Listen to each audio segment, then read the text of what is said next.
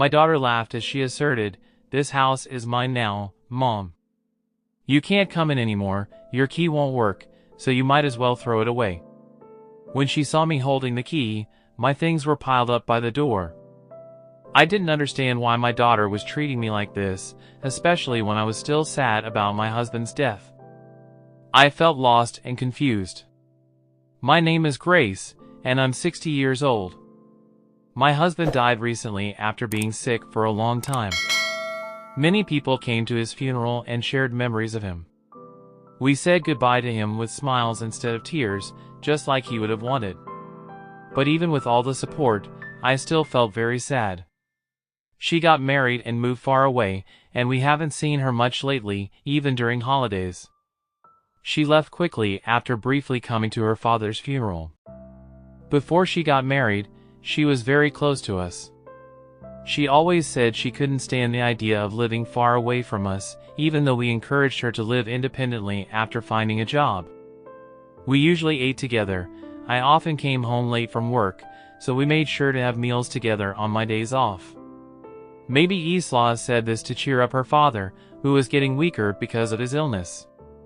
We were really happy and thankful for Isla's thoughtfulness. Then, suddenly, Isla told us she was getting married and quickly got the marriage paperwork done. After that, she left the house in a rush. We were confused by her sudden decision. We only met her partner once and had a brief conversation with them. It seems like they truly loved each other, and we only wished for Isla's happiness without interfering in their relationship. However, a few months after getting married, Isla stopped talking to us altogether. We worried a lot and kept sending her messages and calling her every day to check if she was okay, but she didn't reply to any of our messages or calls.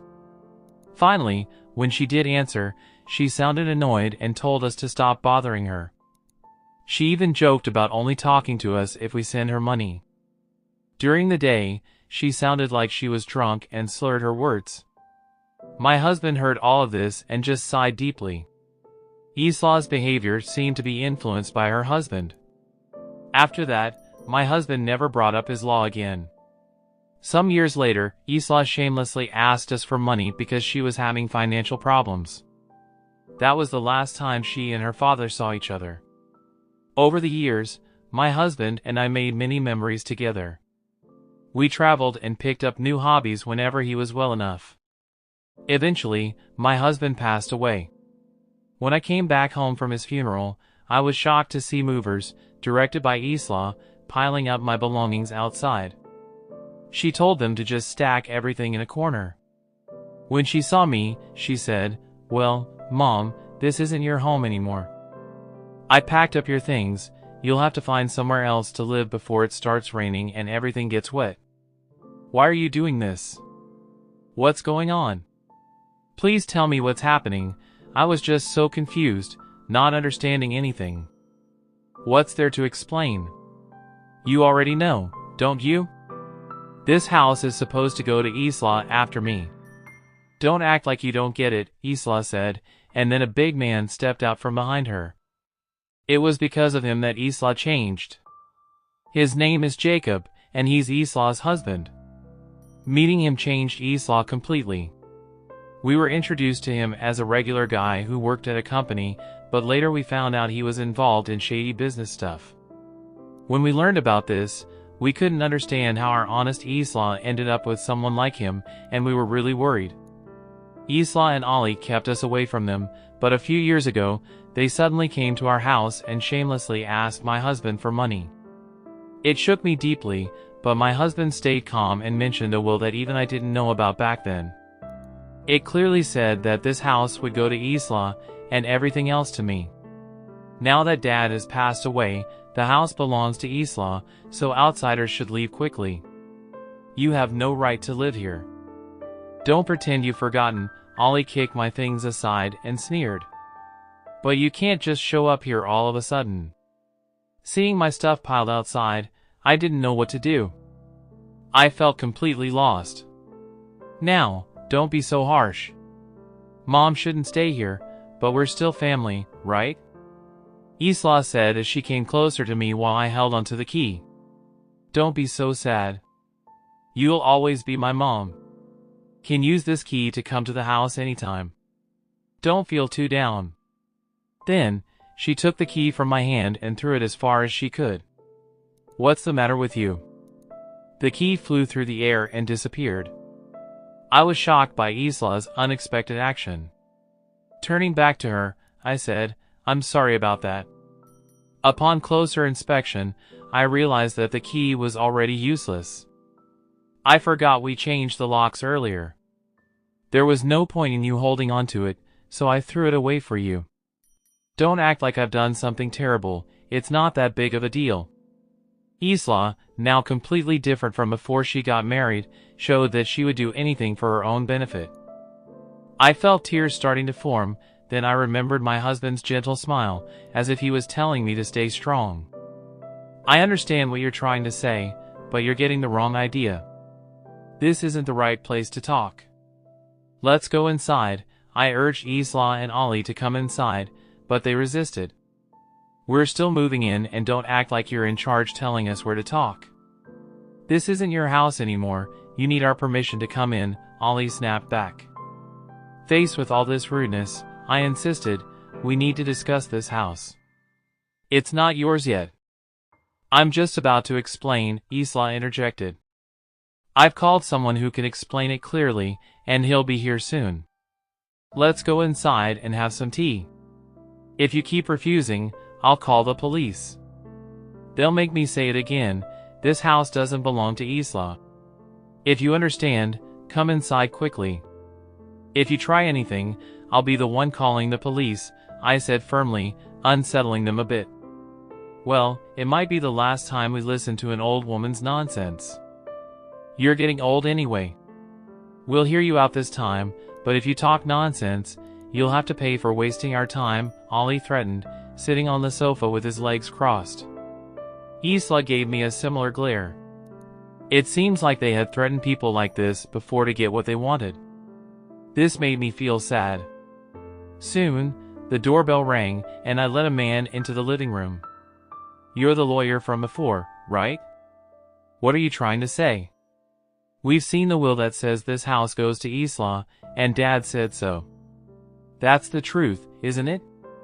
Ollie argued. "As I mentioned earlier, there was a misunderstanding. The will included the condition, and if that condition happens, the inheritance changes." The lawyer clarified, "Why are you confusing us with all these complicated terms?" Isla responded in frustration. Seeing their confusion, the lawyer took over to explain, "A conditional bequest with revocation means the will has conditions. In your father's will, the condition was that Grace could stay in the house as long as she's healthy. Isla would only inherit it if Grace couldn't live there anymore due to health issues or passed away. Your father was very clear about this," the lawyer explained. Ollie and Isla looked completely confused. Did he really say that? Even if he did, we wouldn't remember. What's this talk about revocation? Isla shook her head in disbelief. Okay, then what about those conditions? Ollie asked, sounding a bit shaken but still defiant. By trying to kick Grace out of the house, you violated the conditions of the will. Because of that, Isla lost her right to inherit the house, the lawyer explained straightforwardly. Wait, so you're saying I can't inherit just because of that? That's ridiculous, Isla exploded in frustration. That's the essence of this will. Breaking that condition, whether it's minor or major, leads to revocation, the lawyer explained calmly. When did we ever break that condition? Can you prove it? Ollie leaned in, clearly trying to intimidate the lawyer. The lawyer cleared his throat. There was a moving truck outside, arranged by you two, wasn't it? You were trying to move your things in and live here without Grace's consent. Don't act like we did something wrong. We told Mom about it, she just forgot and panicked on her own. That's not our fault, Isla protested. Such childish excuses don't work in the adult world. Not only did you move in without permission, but you also threw my belongings outside, telling me to leave quickly, the lawyer replied sternly. I never said that. You're lying. I can't believe my own mother would make up such accusations. If you keep this up, I'll sue you. Do you want that?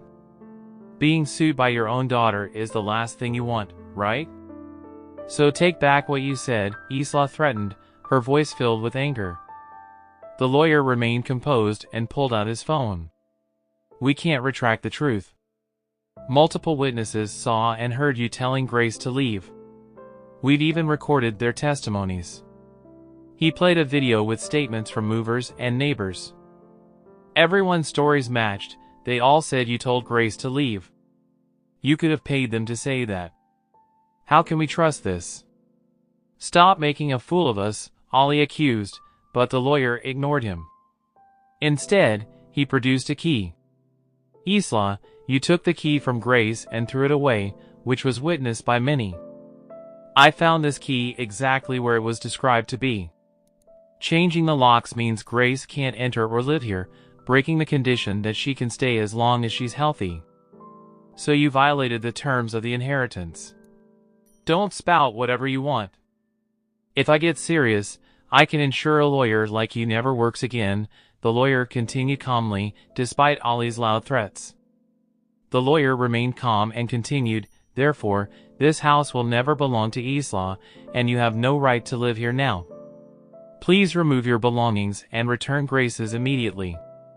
If you delay or try to stay, we will report a breaking and entering crime to the police.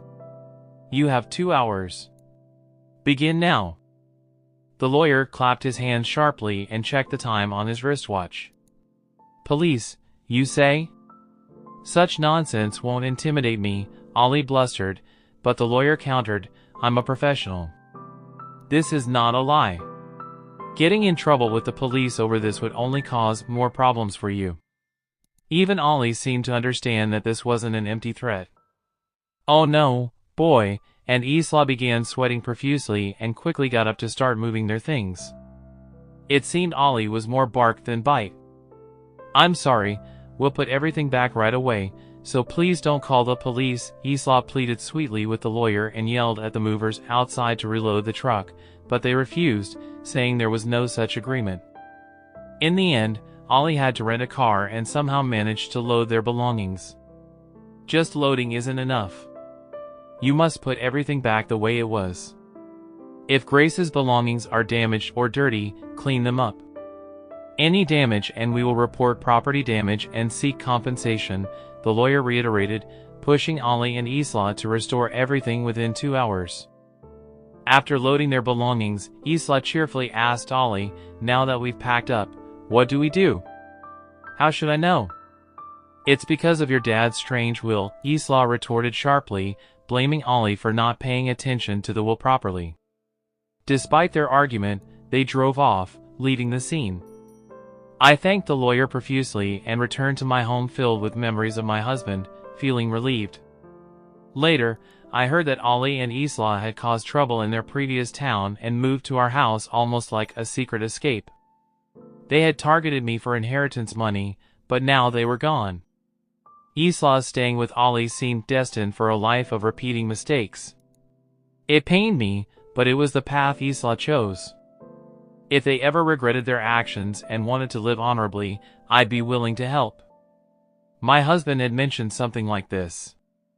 For now, I'll enjoy my time in our shared house, perhaps even trying skydiving, something my husband had wanted to do. Looking up at the stars in the night sky, I felt my husband encouraging me, and I gently wiped away a tear.